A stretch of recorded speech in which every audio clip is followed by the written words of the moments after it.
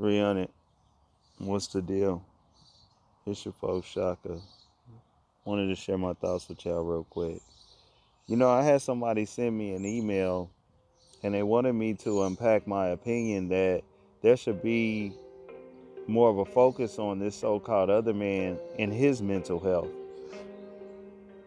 And I can go ahead and answer that. That's why I'm making the video today. You know, you all, when you look at the history, that man has historically been violent and heinous towards other groups of people and wildlife. Okay? Some examples are things like the King Leopold situation. And y'all look these up. Shark Island. Okay? What they did to the so-called Western Indians. Even when we look up that Hollow situation.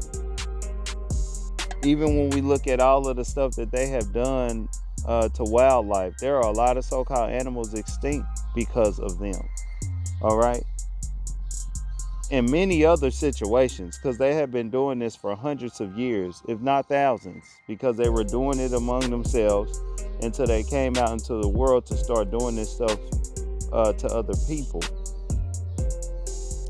But since they have got in position behind some of these old devious ways, this has really kind of gone unchecked. All right?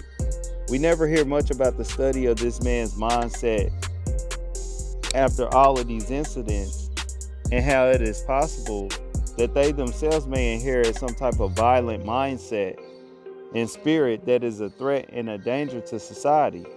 Okay? They always put that on the so-called black man. It's always the so-called black man that needs to go check his mental health and yada, yada, yada. And the so-called black community in general and yada, yada, yada. But here's the difference between the so-called black man and the so-called other man when it comes to a lot of this chaos that's going on out here. A lot of the silly, chaotic BS black men are typically doing out here in these streets is usually based on circumstances and lack of or a care for beneficial wisdom and education. All right? Things that can be addressed primarily because we know exactly what the issues are. Not with that guy, okay? Who has been up front, who has had privilege. I mean, most of them dudes who committed such acts, they did not come from the circumstances that so-called black men came from. They didn't come from unfortunate circumstances at all, a lot of them dudes. Okay?